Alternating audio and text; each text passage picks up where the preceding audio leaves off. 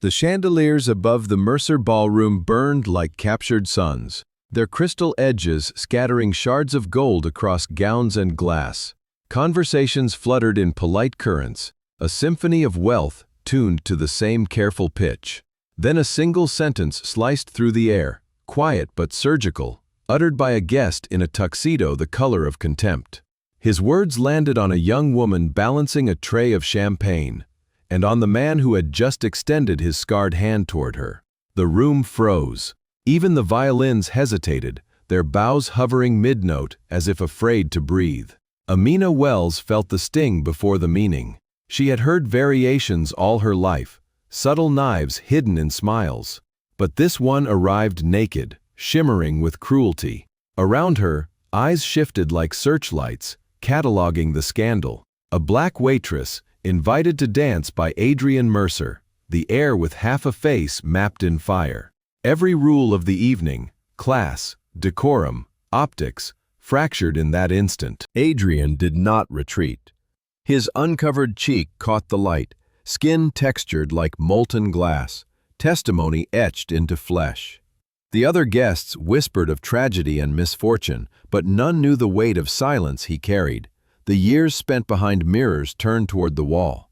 Tonight, he had decided to stand in the open, to claim the music instead of hiding from it. From the corner, Lawrence Mercer watched with the precision of a man who had built empires on control. His jaw tightened as the orchestra, confused, slipped into the wrong score. Two notes unfurled, familiar, forbidden, a ghost he had ordered buried. The melody of ashes and dawn drifted through marble arches, and Celeste Mercer's gloved hand trembled on the rim of her flute glass. She recognized the lullaby she once sang to her son before the fire consumed their certainty. Amina's pulse matched the rhythm, steady despite the storm of stares. She saw not the scar but the courage it marked. Around her, guests leaned toward one another, whispers rising like smoke. Nolan Pike, the family's PR strategist, gestured frantically at the conductor to halt the song. Vivian Hart, the event planner, scanned her tablet, trying to trace how the track slipped into the playlist. None noticed the quiet technician near the sound booth, a man named Elias Rook, folding his hands as if in prayer. Adrian's voice, low and unshaken, reached Amina through the static of judgment. "May I have this dance?" It was not a command, not a plea, only an offering. Her fingers tightened around the tray, then released. The glasses chimed as she set it down, a bell summoning courage. When she placed her hand in his, a collective gasp swept the ballroom like a sudden draft. They stepped onto the polished floor, their reflection merging in the mirrored ceiling. One in uniform black, one in tailored midnight, two figures defying symmetry. Each movement rewrote the narrative guests had constructed for them. Servant and master, flaw and perfection, silence and spectacle. The forbidden melody swelled, carrying echoes of the fire that scarred him and the world that scarred her. Lawrence's command to stop the music faltered on his tongue as he caught Celeste's tear. In that glimmer, he saw not rebellion, but remembrance, the cost of burying pain beneath marble polish. Cameras lifted despite PR warnings, flashes igniting like sparks. The first clap came from the back, tentative, uncertain whether it signaled approval or pity. Another followed, then another, until the rhythm became undeniable. Amina's gaze never left Adrian's. She felt the tremor in his palm, the courage laced with fear. Around them, the empire of optics cracked, fine fissures spreading through decades of managed perfection.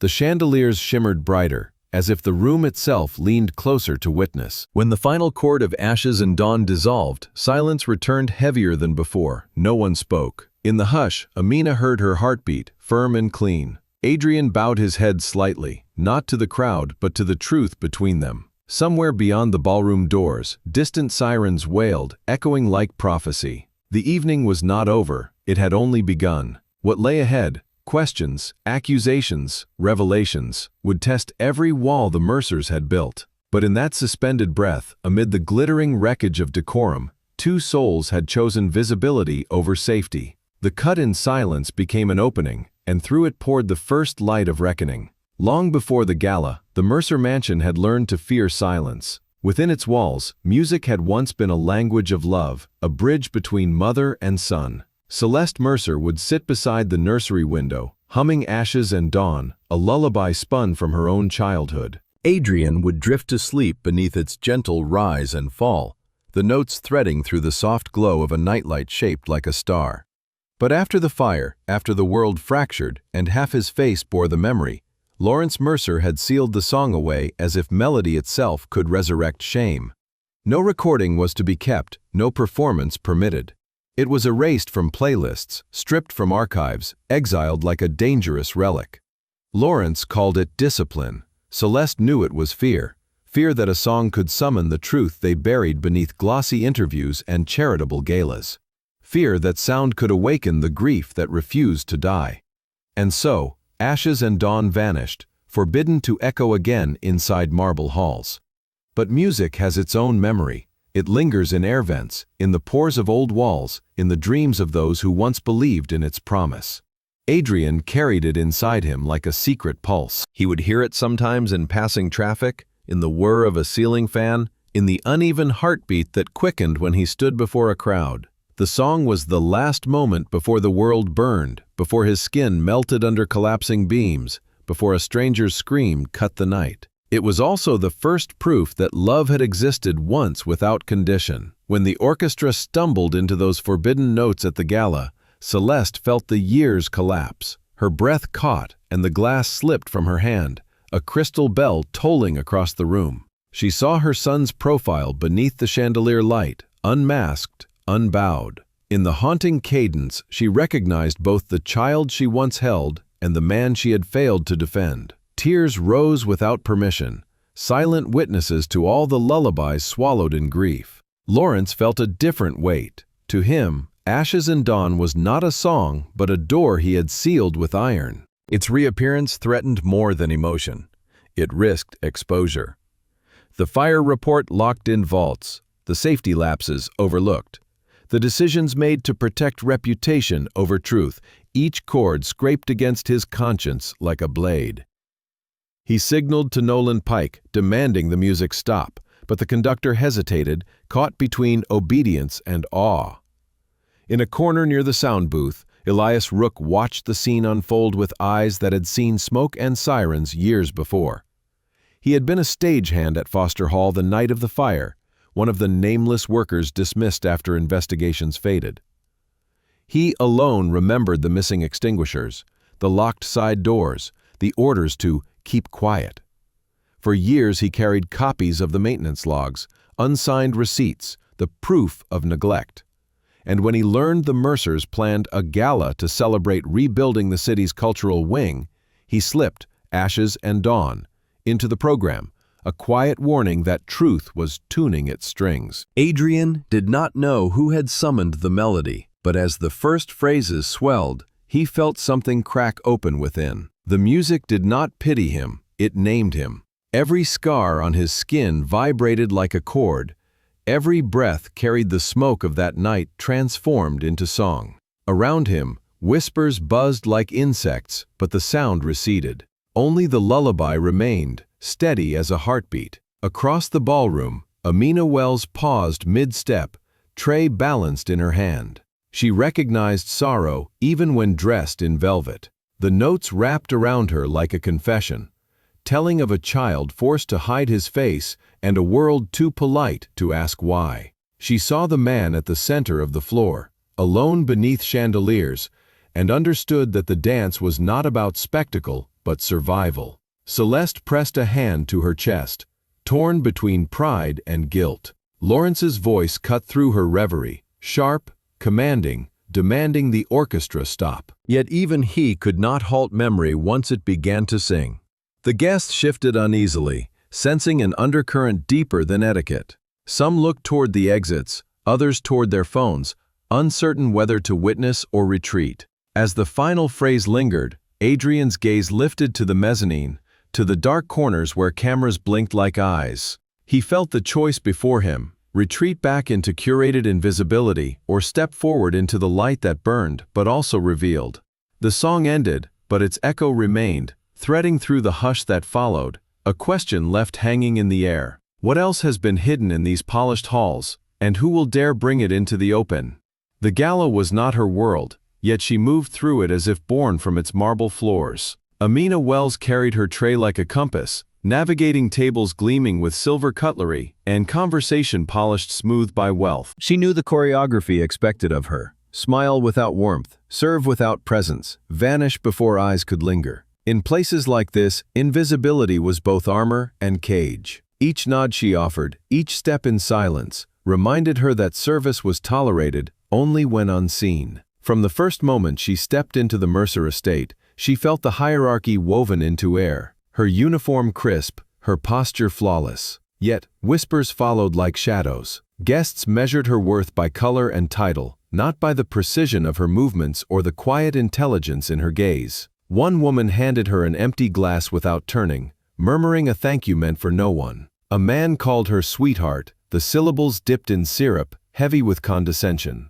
Another gestured toward the back, assuming she belonged only in corners where light did not reach. But Amina had learned long ago that dignity could grow even in darkness. Raised in Englewood by a mother who cleaned offices by night and painted murals by dawn, she carried lessons carved from resilience. Her mother used to say, "Walk tall, even when they look down. They see only what they choose. You carry what they cannot break." Those words steadied her hands when others trembled under scrutiny. She had come to the gala not to dream of ascension, but to earn tuition for her final semester at the community college where she studied sociology and art history. Between shifts, she sketched portraits of workers whose names never made donor plaques: gardeners, custodians, caterers, faces that held stories of endurance. Yet, tonight, beneath chandeliers worth more than her neighborhood, she felt the old ache of being reduced to a uniform. Still, Amina moved with grace that demanded acknowledgement,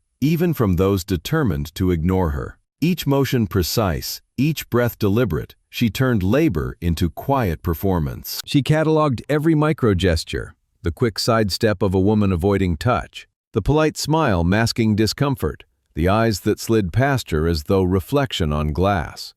These details became notes in her invisible ledger, a study of power etched into body language.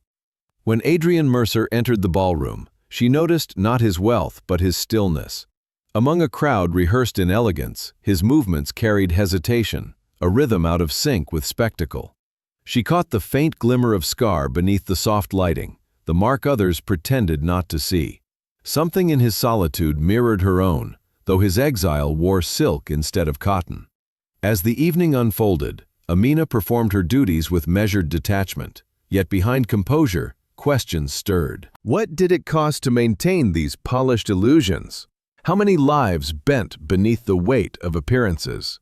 She watched the Mercer family circulate like planets in controlled orbit, Lawrence radiating authority, Celeste shimmering with curated gentleness, Adrian drifting at the edge where light thinned.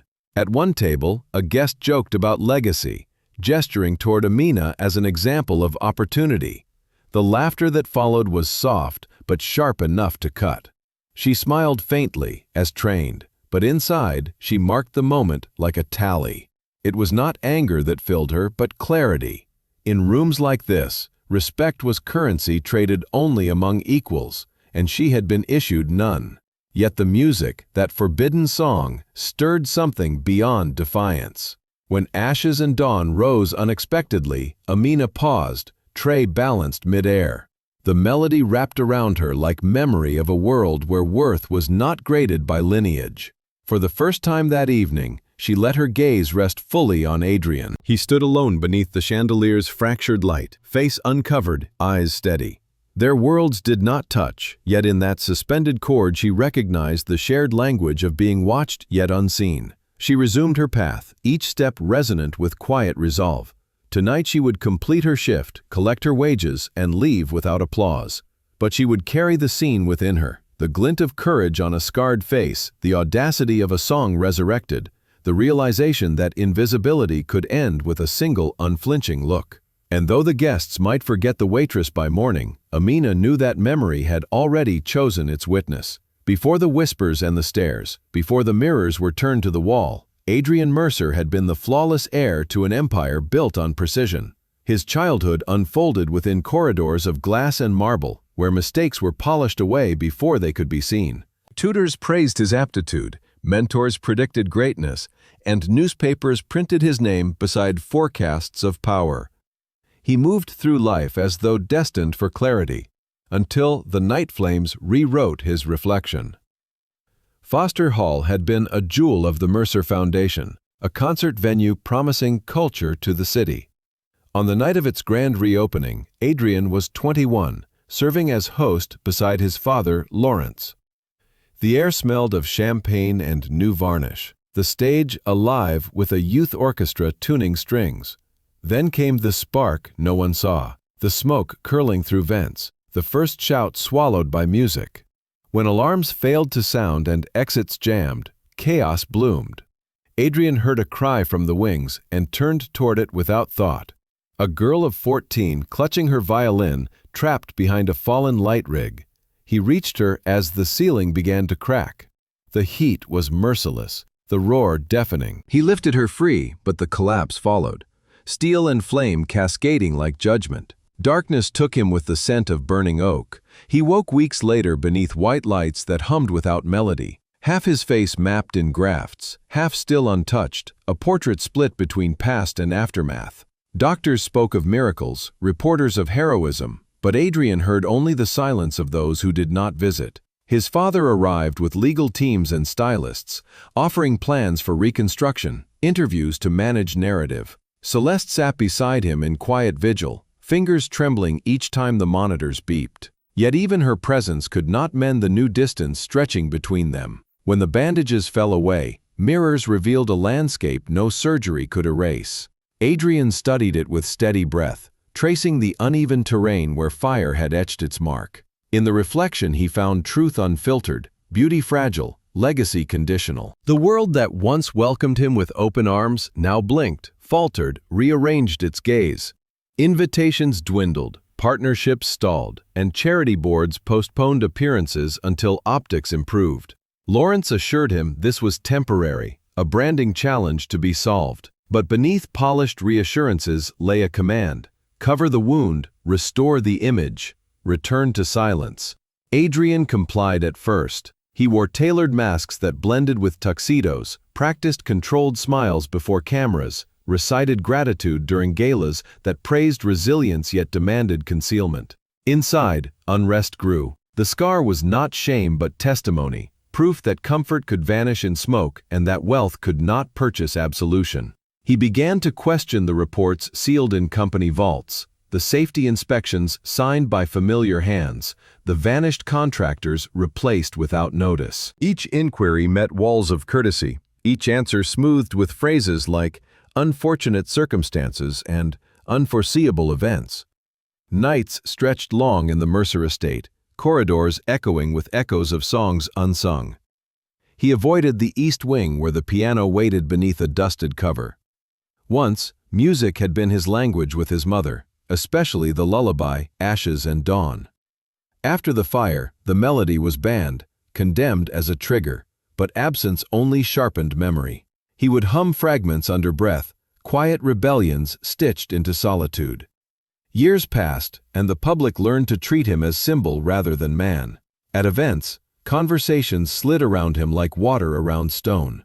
Eyes flickered to his scar then away, gestures too polite to be honest. He answered questions with poise, offered donations, fulfilled duties, yet each appearance hollowed him further. Beneath the veneer, a truth pressed for release.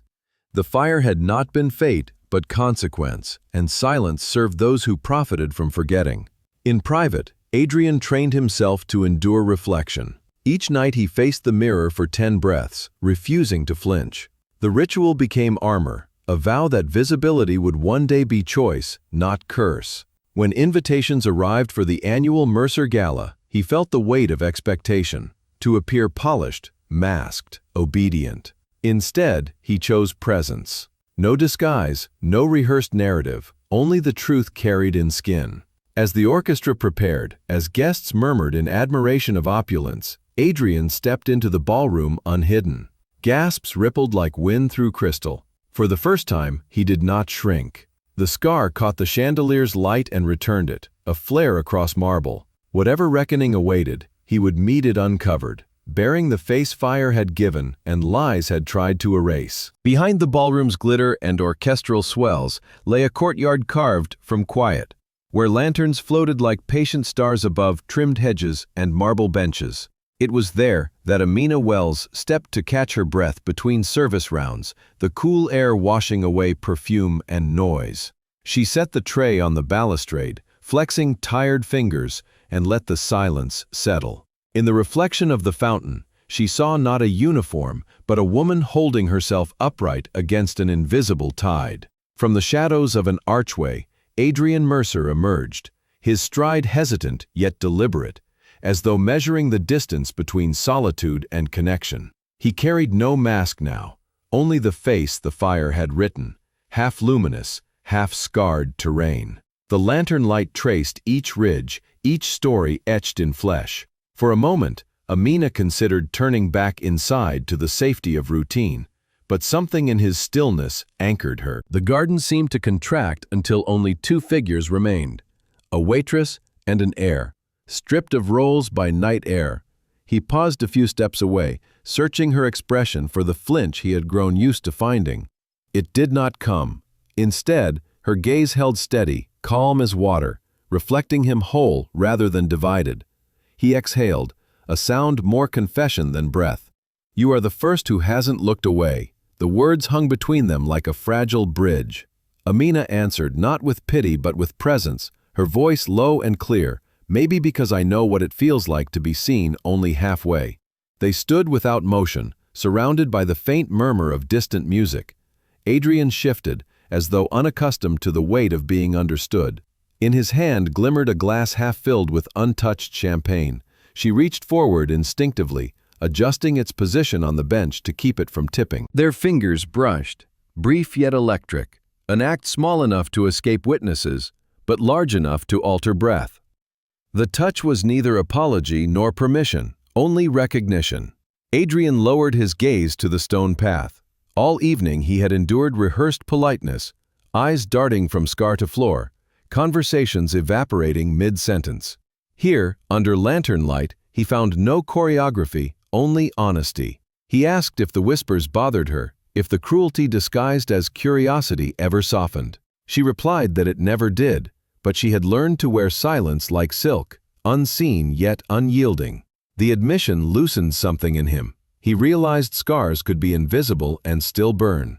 A breeze moved through the hedges, carrying the distant echo of ashes and dawn. Adrian listened, eyes closing, and when they opened again, they shone not with shame but with defiance. He told her the song was his mother's lullaby, forbidden by his father after the fire. Amina understood the ache of erased melodies. Her own childhood had been scored by hymns sung softly over exhaustion. She asked why he let others decide what music could exist. He had no answer, only the realization that obedience had cost him voice. For several minutes they spoke without pretense, about the girl he saved, about the debts that could not be paid with charity, about her studies and sketches of unseen workers. Each revelation stitched a thread of familiarity through difference. Around them the garden held its breath, as if aware that something delicate was being born. At last Adrian straightened, the tension in his shoulders easing. "I used to believe dignity meant perfection," he said. "Now I think it means standing visible even when the world averts its eyes." Amina nodded, understanding the courage hidden inside vulnerability. "You don't need permission to exist in your own skin," she replied. Footsteps echoed from the corridor, a reminder of roles waiting beyond the gate. She gathered her tray, returning to the rhythm of duty, but before leaving she met his gaze once more. The look they shared carried no promises, only truth. Two lives marked differently by fire and judgment, now joined by the simple act of not turning away. As she disappeared through the archway, Adrian remained in the garden, the taste of unfiltered air filling his lungs. For the first time since the flames, he felt the boundary between past and possibility begin to blur. In the space her presence left behind, the world seemed less polished yet more real, and he understood that seeing and being seen could ignite revolutions quieter than fire. yet just as consuming. The nights that followed carried a new pulse. After the gala, after the garden, Adrian found himself tracing the city's quieter veins in search of air untouched by expectation. It was in those hidden corners, rooftop diners humming with neon, late trains echoing through empty tunnels, street cafes that smelled of rain and cardamom, that he met Amina again and again. Their encounters were never planned, yet never accidental, drawn together by a rhythm neither had learned but both recognized. At a small diner open past midnight, Amina sat across from him in a cracked leather booth. Steam curled from mugs of coffee as she sketched on napkins, faces of workers and strangers caught between fatigue and grace. Adrian watched the movement of her pencil, the sure lines revealing how she saw the world, unvarnished, alive, worthy. He told her about Foster Hall, about the girl with the violin who still sent letters each year addressed simply to the man who carried me out. He had never replied. He feared the weight of gratitude heavier than the flames. Amina listened without interruption, the silence between them a space wide enough for truth. On another evening, they rode the subway together, an unspoken decision made when he stepped into the car and found her already there. The train rocked through tunnels streaked with graffiti, and Adrian removed the half-mask he wore out of habit. The gesture startled a few passengers, eyes widening before sliding away, but Amina held her gaze steady. Under the harsh fluorescent light his scar seemed almost luminous, a map of survival rather than ruin. For the first time in public, he did not raise his hand to cover it. Each meeting stitched a fragile trust. They spoke of things seldom voiced in their separate worlds. How privilege could be prison, how invisibility could suffocate as surely as scrutiny. Adrian confessed he feared he existed now only as symbol, tragedy in designer suits, while Amina admitted she was tired of proving humanity through flawless service. Between confessions, they shared fragments of joy, memories of songs, the taste of summer fruit from street vendors, the smell of paint drying on old walls. One evening, they found themselves in a small rooftop bar overlooking the river. Wind tugged at tablecloths, scattering candlelight across their faces. Below, the city shimmered with 1,000 unblinking eyes. Adrian leaned against the railing, the skyline reflected in the polished glass of his untouched drink. He spoke of his father's empire, how every decision balanced on image, how donations masked neglect, how silence had become the family language. Amina asked if he had ever confronted the reports buried after the fire. He admitted he had tried, but doors closed before questions could breathe. She told him that truth had patience. It waited for those brave enough to stop negotiating with lies. In these spaces without cameras, Adrian learned the weight of unguarded laughter. Amina teased him about his precise diction, the way he folded napkins even in casual cafes. He smiled easily, discovering how light could inhabit a body long armored by caution. Yet beneath warmth lay an undercurrent of urgency. Each time they parted, he sensed the world beyond the door waiting to reclaim its scripts. Photographers, shareholders, polite pity. One night, as rain slicked the streets, they ducked into the shelter of an old theater marquee. The smell of wet stone filled the air, and thunder rolled like distant drums. Amina reached up, brushing a raindrop from his cheek, fingers pausing on the seam where burned skin met untouched flesh. "You are not what happened to you," she said softly. "You are what you choose after." The words settled deeper than comfort. They became a vow. Adrian began small rebellions. He walked through daylight markets without disguise, lingered in art galleries where no one expected him, stood in front of mirrors longer than 10 breaths. Each act a step toward claiming his own reflection. The fear of exposure dulled, replaced by curiosity about who he might become unhidden. For Amina, these meetings kindled courage of a different kind. She started carrying her sketches into community spaces, planning an exhibit that celebrated unseen labor. She realized their connection was not rescue but recognition, two lives intersecting where wounds met will. As summer leaned toward autumn, the city prepared for another Mercer Foundation gala, one designed to cement legacy. Invitations carried promises of spectacle, but beneath them, Adrian sensed a reckoning forming, a convergence of truth and performance. In quiet moments, he felt the echo of Amina's words, a reminder that visibility was no longer threat but declaration. And in every reflection, train window, puddle, storefront glass, he saw not a scarred heir, but a man stepping steadily toward his own unedited life. The night of the new gala arrived wrapped in expectation, a spectacle curated to restore the Mercer image after years of whispers. Invitations embossed with gold promised elegance and renewal. Guests arrived in black cars that gleamed like obsidian, their laughter rehearsed, their attire immaculate. Inside the ballroom, chandeliers shimmered above a sea of sequins and champagne. Cameras flashed in rhythmic bursts, catching every polished surface except the truth lying beneath. Adrian stood near the grand staircase, unmasked, a figure both luminous and raw. Some guests nodded politely before turning away, unsettled by the reminder that perfection could burn. Celeste hovered at the edge of conversation, eyes soft with pride and fear. Lawrence moved through the crowd with the confidence of a man who believed image could still command loyalty. Beside him, Nolan Pike monitored screens and press feeds, ensuring no unapproved moment escaped into headlines. Amina arrived quietly, her uniform crisp, her posture composed. She carried trays through clusters of conversation, the hum of wealth vibrating around her like static. Each step was deliberate, each glance measured. She sensed tension folded beneath the music, a current waiting to break the surface. Above the murmurs, an orchestra tuned with precision, preparing for the carefully planned program Lawrence had reviewed line by line. Then, the first notes drifted through the air, soft, haunting, unmistakable. Ashes and dawn. Heads turned toward the stage. The conductor hesitated, confusion flickering across his face.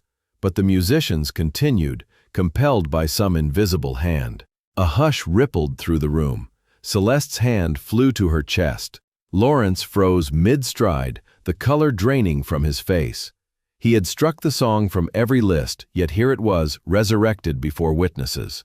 Adrian felt the sound pierce through layers of restraint. The melody carried him back to a nursery lit by starlight, to a voice humming comfort, to flames devouring certainty. It rose now not as lament, but as summons. Around him, whispers multiplied. Who allowed this? Is this appropriate? Cameras pivoted, lenses narrowing in anticipation of scandal. Across the floor, Amina met his gaze. She saw the conflict flicker in his eyes, the pull between obedience and truth. Without a word, she set her tray on the nearest table and stepped forward. The crowd parted instinctively, curiosity outweighing decorum. Adrian extended his hand, the same gesture from the first gala, and this time she accepted without hesitation. Fingers entwined, they walked to the center of the marble floor. The music swelled, violins trembling like wings. Together, they began to dance, movements simple yet resolute. Amina followed his lead with quiet strength, her steps unhurried, her eyes never leaving his. Around them, the room held its breath. Some guests watched in awe, others in disapproval, but none could look away. The scar on Adrian's face caught the chandelier's glow, no longer shadowed but shining like forged metal. Lawrence barked an order toward the orchestra pit, demanding the song be stopped. The conductor faltered, bow suspended, but the musicians played on, swept by the momentum of revelation. Celeste's tears glimmered as she whispered the melody under her breath, a ghost joining the living. Nolan reached for the soundboard controls, only to find them locked, overridden by a system he did not recognize. In the middle of the dance, Amina leaned closer, voice barely audible above the crescendo. "You do not need their permission." Adrian tightened his hold, turning her gracefully, the movement a declaration. Each step rewrote the script of the evening, replacing spectacle with truth. Their bodies traced a circle of defiance, a living emblem of scars and resilience. Gasps rippled when Adrian lifted his head toward the mezzanine where reporters lingered. He met their cameras without flinch. "This is who I am," the gesture seemed to say. Not tragedy, not shame, simply human. As the final chord lingered, silence reclaimed the ballroom. For a heartbeat, no one moved. Then applause erupted from a distant corner, solitary but unwavering. Another joined, then another, until the hall thundered with clapping hands. Some rose to their feet, others remained seated in stiff discomfort, but the sound could not be contained. Lawrence stood motionless, eyes fixed on his son illuminated beneath crystal light. In that unguarded moment he saw not defiance but freedom. The cost of secrets rising to meet him. The forbidden song faded into echoes, yet its resonance filled every hidden room of the estate.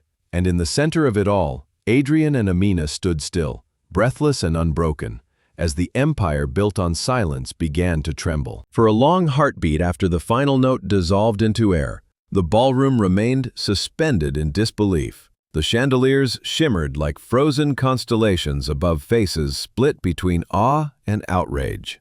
Then came the first murmur, sharp as a blade drawn in secret. A woman in pearls whispered to her companion that the Mercer name would never recover. Another guest clutched her glass so tightly the stem snapped, crystal shards falling like punctuation on the scandal no one could contain. Adrian stood in the center of the marble floor, Amina's hand still in his. His pulse thundered, but his spine held steady. Around them, cameras rose like an iron forest, screens glowing with the promise of viral judgment. Lawrence's voice cut through the din, controlled yet trembling. "Enough. End this spectacle." But the command faltered before it reached the walls. Authority had lost its gravity. Nolan Pike pushed through the crowd, phone pressed to his ear, muttering orders to contain the feed. But it was too late. Dozens of live streams were already spreading across the city, hashtags flickering like sparks. The forbidden dance was no longer a rumor. It was a revelation broadcast in real time. Celeste pressed forward, eyes bright with tears. Her husband caught her arm, but she pulled free, whispering to him, "You can't hide from truth forever." Lawrence's jaw clenched. "This is ruin," he hissed. She answered softly, "No, this is reckoning." The murmur swelled into a chorus. Words like inappropriate, disgrace, and bold wove through the crowd. Some voices rose in defense, calling the dance brave, necessary, human. Others dripped with venom. A guest sneered that the waitress was grasping for fortune. Another muttered that scars should stay hidden, like wounds best left unspoken. Amina felt the sting of every glance, but stood tall. Her voice, calm yet resonant, carried across the hall. "You call this a spectacle, but it is a truth you have refused to see. We bleed, we endure, we rise." The crowd rippled with reaction. Some gasped, some applauded. Others shifted uneasily as if decency itself were being rewritten before their eyes. Lawrence stepped forward, his polished composure fracturing.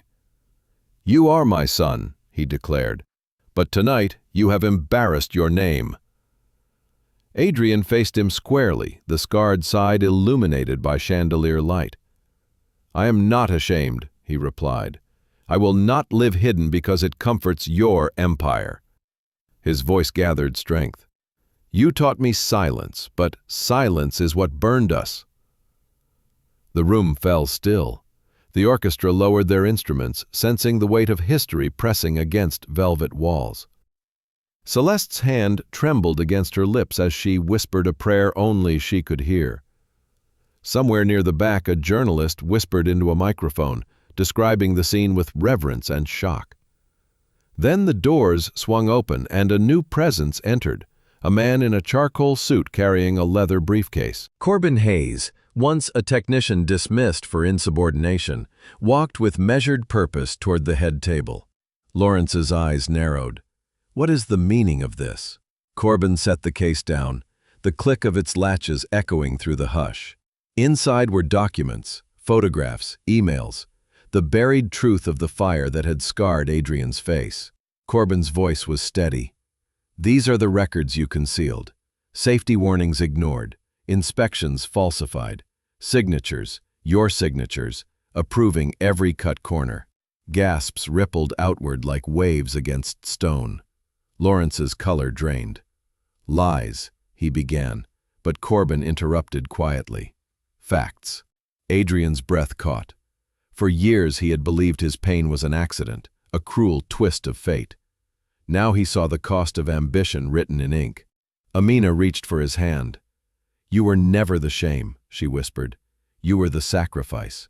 Reporters surged forward, questions erupting. Did you know? Were you complicit? Lawrence tried to speak, but words fractured against the rising tide. Celeste closed her eyes, tears sliding silently down her cheeks. Adrian stepped forward, voice firm. I danced tonight not for defiance, but for truth. These scars are not symbols of disgrace. They are proof of what greed destroys and what love can rebuild. He turned to Amina. She saw me when no one else would. Together we stand for every voice silenced by fear. Applause began softly, then swelled into a thunder that shook the chandeliers. Some guests wept openly, others slipped toward the exits, unwilling to face the unraveling of the world they had worshipped. Lawrence remained rooted, a man watching his empire dissolve into honesty. As the crowd parted, Adrian and Amina walked side by side toward the open doors, leaving behind the wreckage of illusion. The night air beyond was cool and sharp, carrying the echo of music and the promise of dawn. Inside, the Mercer legacy trembled, but something far greater had been born. Truth, unmasked at last. Outside the estate, the night pulsed with restless energy.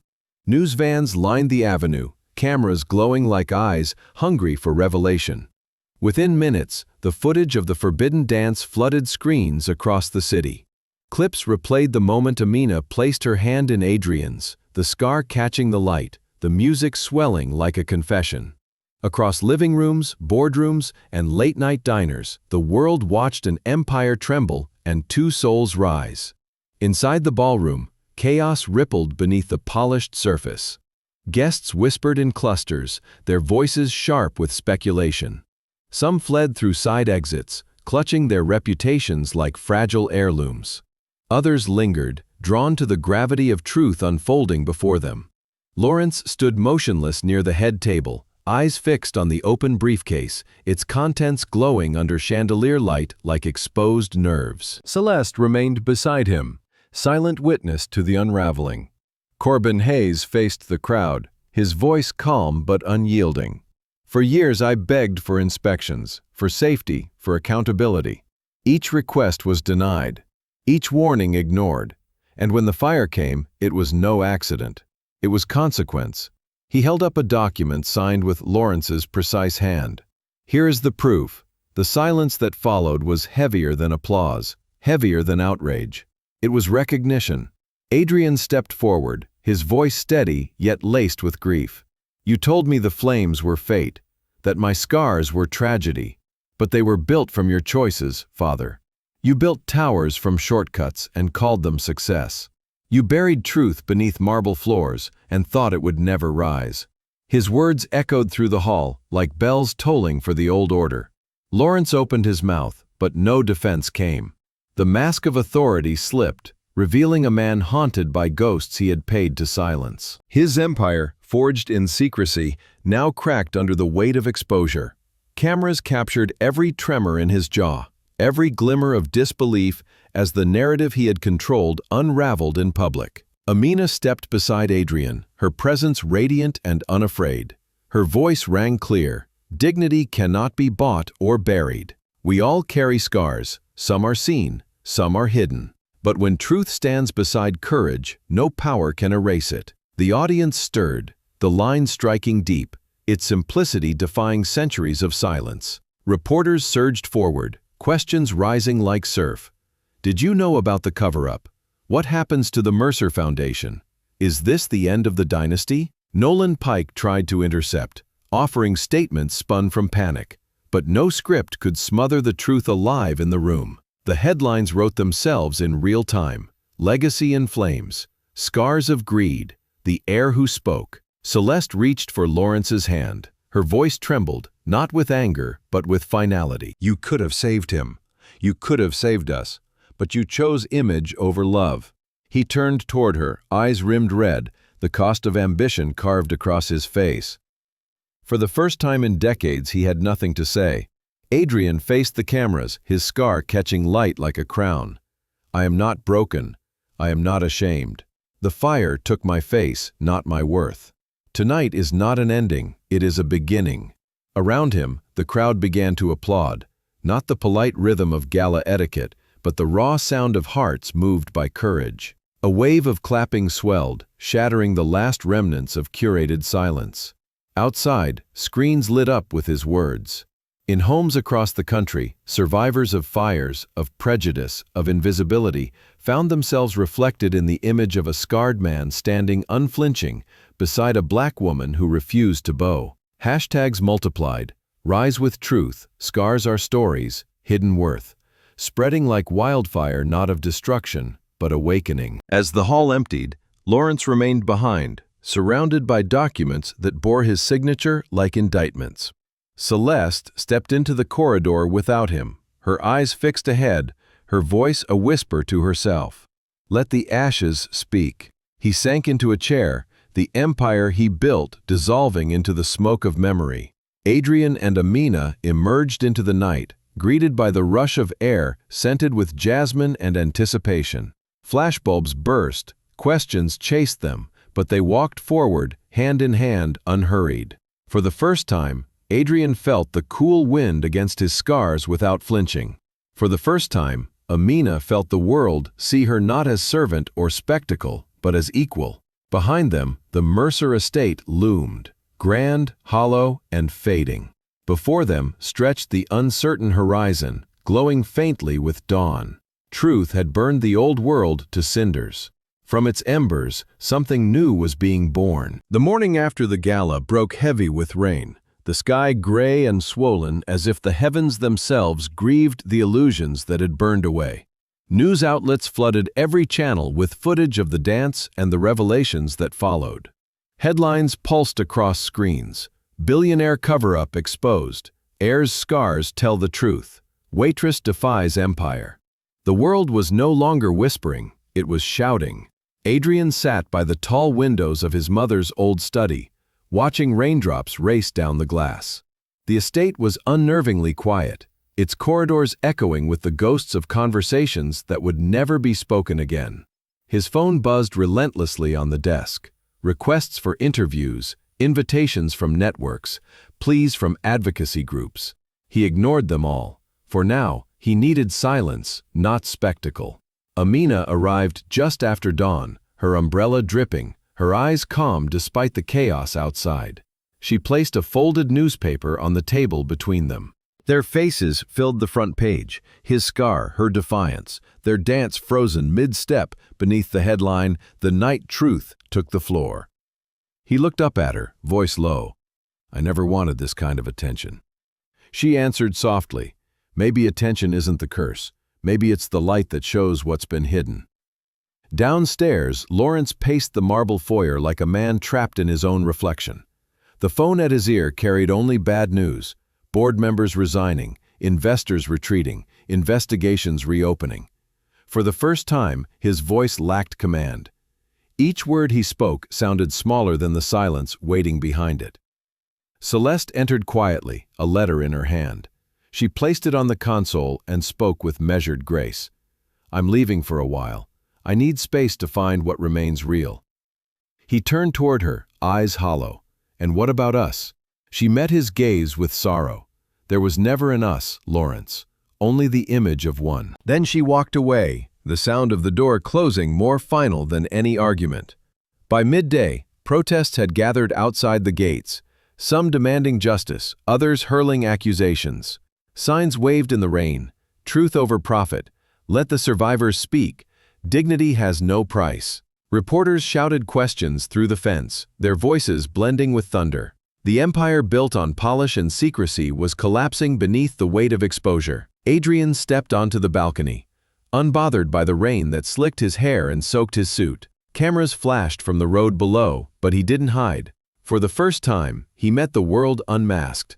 Amina joined him, her presence a steady anchor. They stood side by side, silent yet unyielding, letting the storm baptize what remained. Inside, Lawrence finally opened the briefcase Corbin Hayes had left behind. He read every page, the falsified reports, the ignored warnings, the signatures that bore his name. Each line was a mirror reflecting choices made in arrogance and fear. When he reached the last document, a photo of the burned stage where his son had nearly died, his hands trembled. The cost of his ambition had always been there, waiting for him to look. That evening, Adrian and Amina left the estate together, ignoring the cluster of microphones thrust toward them. They walked through the gates without an entourage, past reporters who scrambled for statements. A single question rose above the noise: what comes next? Adrian paused, glancing back once at the towering house that had shaped his silence. Then he turned forward. Accountability, he said, and healing. Their car disappeared into the city as twilight settled. In apartments across the skyline, people watched their departure and felt something stir: recognition, perhaps, or hope. Survivors of fires and injustices sent messages, thousands of them, telling their own stories of scars unseen. Movements began to form, petitions calling for reforms, foundations pledging transparency. At a small cafe miles away, Corbin Hayes sat with a cup of black coffee, reading headlines that vindicated years of quiet guilt. He exhaled a breath he hadn't realized he'd been holding. Sometimes truth takes the long road, he murmured, but it always arrives. Back at the estate, Lawrence remained alone. The rain had stopped, leaving the air damp and still. In the silence, he whispered to no one, "I thought I was building legacy, but all I built was distance." His voice broke.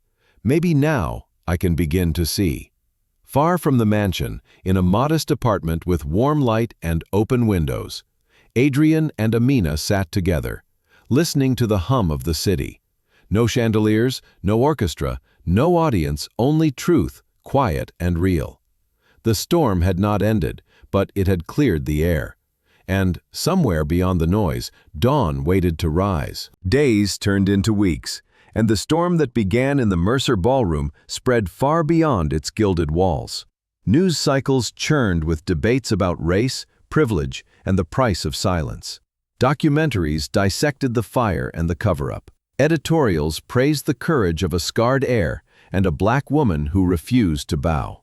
Across the country, the story ignited conversations in classrooms, churches, and boardrooms, places where truth had long been considered impolite. Adrian spent his mornings walking through the city, unguarded.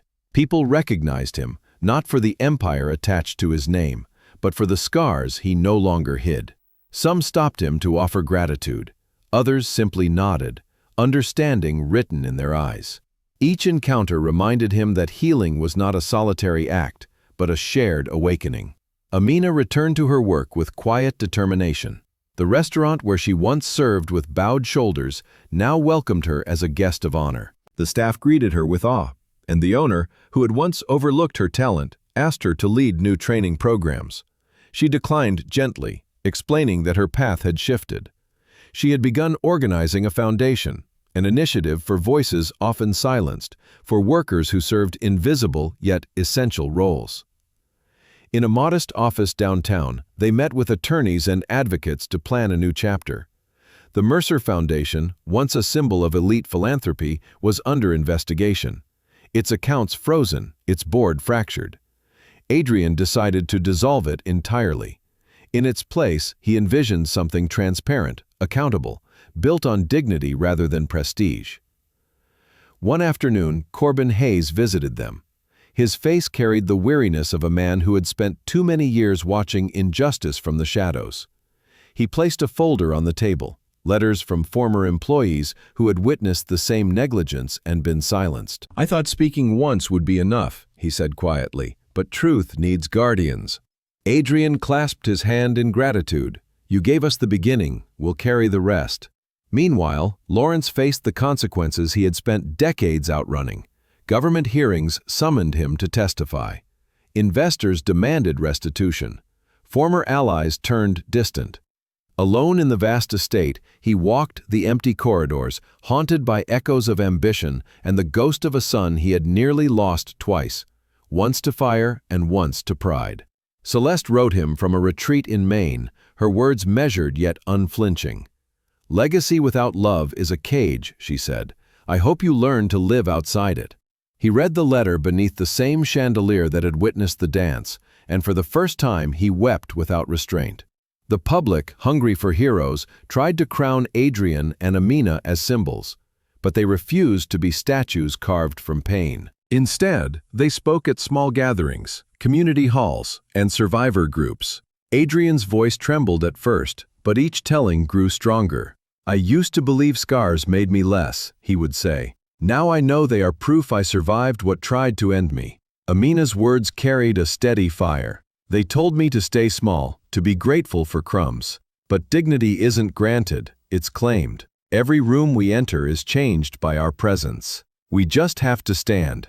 Together, they inspired others to step into light. A burned firefighter in Chicago started a podcast about resilience. A former maid in Atlanta launched a campaign for fair wages. A group of students in Detroit painted murals of scarred faces crowned with gold, each titled "Worth Remembering." Late one evening, Adrian visited the ruins of the old theater where the fire had begun. The city had fenced it off, vines climbing the blackened walls. Standing before it, he placed a hand against the cold stone. The smell of ash was gone, but the memory lingered. Amina joined him, her fingers threading through his. "You don't owe the past your silence," she said. "You owe the future your voice." He nodded, eyes reflecting the streetlights. Tomorrow, they would announce the creation of the Ashes Foundation, dedicated to transparency, reform, and the art of being seen. It would begin not with a gala, but with a town hall, open to all, free of charge. As they walked away from the ruin, the city hummed around them, alive, imperfect, real. The weight of truth still pressed heavy, but it no longer crushed. It shaped them, refined them, and guided each step toward a world where scars were not shame, but stories waiting to teach. Months passed, and the echoes of the ballroom began to settle into something lasting. The world had moved on to new headlines, but the ripples of that night continued to spread quietly, reshaping lives in places power had never touched. For Adrian and Amina, the noise of fame had faded into the steady rhythm of purpose. They no longer walked in shadows or sought approval from the old world. They walked in light, carrying the truth that had once threatened to break them, but instead had set them free. The Ashes Foundation opened its doors in a converted library on the edge of the city, its walls lined with portraits of survivors, workers, and dreamers. Each image bore a story, not of tragedy, but of endurance. The foundation offered workshops on safety reform, scholarships for marginalized students, and spaces where people could tell their stories without shame. The opening ceremony was small and unpolished, with folding chairs and mismatched flowers, but the energy in the room was alive, real, and unfiltered. Adrian stood at the podium, his voice calm and certain. "We were taught to hide what made us different, to polish away the cracks. But cracks are where the light enters. What we build here will not be perfect, it will be honest." Applause filled the hall, not thunderous, but warm, the sound of people recognizing themselves in his words. Amina followed, her presence radiant, her tone steady. "Dignity is not a gift, it is a birthright, and every voice raised in truth becomes part of a chorus that cannot be silenced." She looked across the audience, students, elders, workers, mothers, faces of every shade and scar, and saw reflected in their eyes the strength she had always carried quietly within. Outside the foundation, murals bloomed on city walls. One showed a man with a scarred face holding hands with a woman in a server's apron, surrounded by rising flames that turned into wings. Beneath it, the words, "We rise again," shimmered in gold paint. Lawrence Mercer, now stripped of titles and influence, watched the coverage from a modest apartment downtown. His days were quieter, filled with letters of apology he continued to write, though few would ever be sent. He volunteered at a local shelter, stocking supplies and listening more than speaking. In the stillness of humility, He began to understand that legacy was not built in boardrooms, but in the moments one chooses truth over pride. Celeste visited him one evening, carrying a small box. Inside was a photograph of Adrian as a boy, smiling beside a cello, and beneath it, a note written in her graceful hand. Forgiveness is not forgetting. It is seeing clearly and choosing compassion anyway. Lawrence nodded silently, tears streaking his face as he held the picture close. Meanwhile, Adrian and Amina found peace in ordinary days. They cooked together, walked through parks where laughter replaced whispers, and read books aloud on rainy evenings. Their love was no longer a rebellion. It was a rhythm, steady and sure. Some nights, Adrian would trace the lines of his scar in the mirror, not with shame, but gratitude. It no longer felt like a mark of loss. It felt like a map, every ridge a path that had led him here. One Sunday morning they returned to the old estate, now emptied and sold. The ballroom stood silent, its chandeliers veiled in dust, the marble floor reflecting the soft light of dawn. They walked to the center where the dance had begun, and for a moment they stood in stillness. No music, no cameras, only breath and memory. Then, gently, Adrian lifted Amina's hand. Together they moved once more, slow and deliberate, a dance not for spectacle, but for remembrance. As sunlight spilled through the tall windows, the scars on his face gleamed like polished bronze, and her dark eyes shone with quiet fire. They were no longer hiding, no longer waiting for permission. The world outside remained flawed, loud and uncertain, but within that room truth and grace coexisted in perfect balance. When the final step came, they paused, facing each other. Amina smiled, her voice soft as dawn. "We are not what was done to us. We are what we choose to become." Adrian's eyes held hers. "Then let's keep becoming." They left the ballroom hand in hand, stepping into a morning washed clean by light.